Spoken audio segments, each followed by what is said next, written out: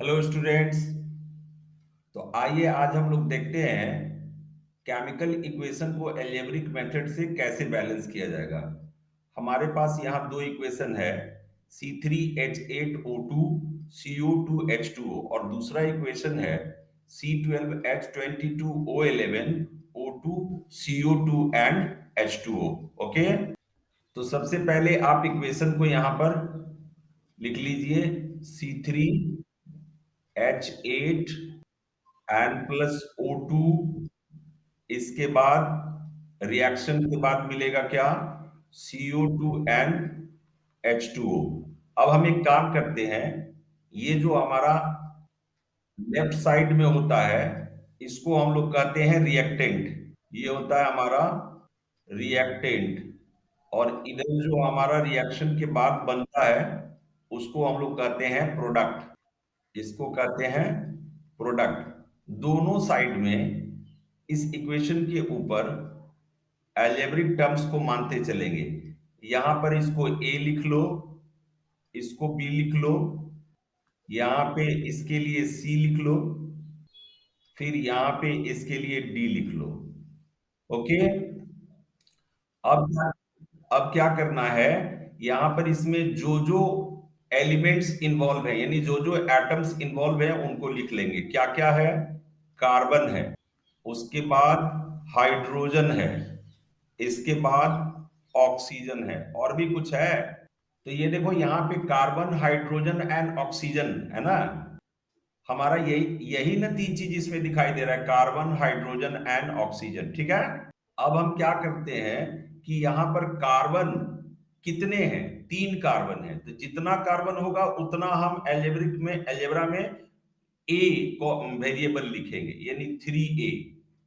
और तो reactant side में कहीं भी आपको कार्बन नहीं दिखाई दे रहा है, तो फिर ये जो एरो मार्क है उसके लिए आप इक्वल यूज कीजिए, और देखिए प्रोडक्ट साइड में कार्बन आपको कहां दिख रहा है। तो प्रोडक्ट साइड में कार्बन फिर यहाँ पे दिखाई दे रहा है, ये वाला पोर्शन।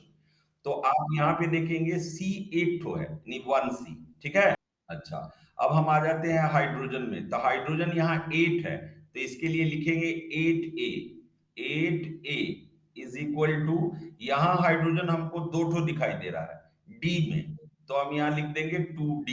ओके, फिर ऑक्सीजन में लिखेंगे, 2 है तो बी के साथ, यानी कि यहाँ पर वेरिएबल 2b डालेंगे।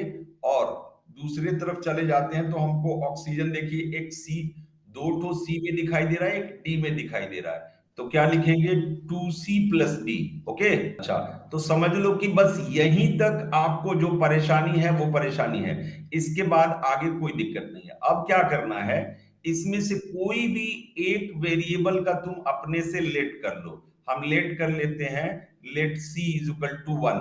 ठीक है, तो जब मैंने C1 किया तो यहाँ 3a = 1 हो जाएगा। इसका मतलब कि हमारा a = आ गया 1/3। ठीक है, अब क्या करेंगे, इसमें रखिए तो d का वैल्यू मिल जाएगा, तो हमारा 8 इंटू a का वैल्यू आया 1/3, and we will write here 2d। तो इसके बाद क्या हो जाएगा, हमारा d = हो जाएगा 8/6, जिसको तुम कैंसिल करके लिख सकती हो 4/3, यानी d का वैल्यू आ गया 4/3। लास्टली हमको a मिल गया, है ना, उसके बाद यहाँ पे डी का भी वैल्यू मिल गया, यहाँ पे लिख देंगे 2b, और उसके बाद सी का जो वैल्यू था 1, वो 2 × 1 रख दिए, और डी का जो हमारा वैल्यू आया है 4/3 उसको रख लेंगे। इसको सॉल्व करेंगे तो ये हमारा एलसीएम लेने के बाद 3, यहाँ पे 6 + 4 मीन्स ये हो जाएगा हमारा 10/3। अब b = आ जाएगा हमारा कितना, 10/6। इसको भी सिंपलेस्ट फॉर्म में लाएंगे तो ये हो जाएगा 5/3। ठीक है, अब आपको क्या करना है, देखिए यहाँ जो a लिखे थे वहां पे a का वैल्यू डाल देंगे, मीन्स यहाँ क्या करेंगे, लिखेंगे 1/3C3H8 एंड प्लस हमारा b का जो वैल्यू आया है वो आया है 5/3O2, एंड इसके बाद हमारा c का वैल्यू जो आया है वो 1 आया है, तो हम यहाँ पे 1 नहीं लिखेंगे क्योंकि 1 नहीं लिखा जाता है। फिर d का वैल्यू हमारा कितना आया है 4/3, तो हम यहां लिख लेंगे 4/3 क्या H2O। ओके। लेकिन एक बात आपको बताएं कि कभी भी कोई मॉलिक्यूल फ्रैक्शन में नहीं होगा। तो यहाँ देखिए सबके नीचे थ्री थ्री, यानी सबका डिनोमिनेटर थ्री आया है। तो आप एक काम करो, यहाँ थ्री से इंटू कर दो। तो थ्री से इंटू करोगे तो ये थ्री थ्री कैंसिल हो जाएगा, वन बचेगा। तो यहाँ लिख लेंगे C3H8 प्लस, यहाँ फिर थ्री से इंटू करेंगे तो थ्री थ्री कैंसिल हो जाएगा, आ जाएगा आपका 5O2। और उसके बाद ये थ्री का इसमें इंटू करेंगे तो ये हो जाएगा 3CO2। और फिर यहाँ थ्री थ्री कैंसिल हो गया तो आ गया 4H2O। ये आपका बैलेंस इक्वेशन हो चुका है।